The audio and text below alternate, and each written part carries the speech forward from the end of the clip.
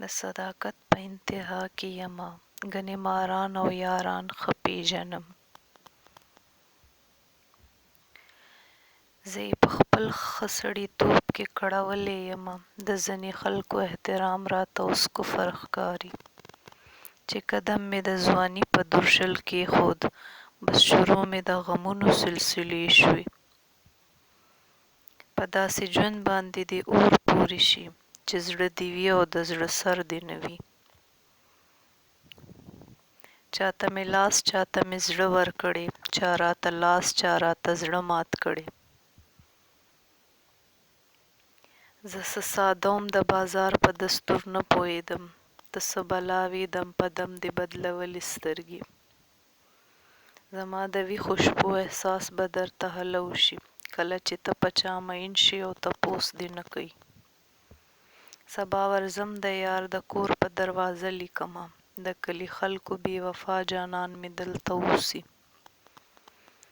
یو ځل که په ضد شومه نو نوم به دې وانخلم، هسې د زړګي سره جهاد را باندې مه کوه. ورځ مې ورکړه ځمکې له، شپه مې ورکړه ستورو له، ځان له چې کم عقل شوم نو هله هوښیار نورو له. ما خو ویل د دنیا کیسې به تا ته وکم، چې ته د بل چا شوې وایه ستا کیسې به چا ته وکم. چې ګلاب مې په کار نه و ټول جهان راته سپرلی شو، چې ګلونه مې په کار شو هر یو ګل راته اغزی شو.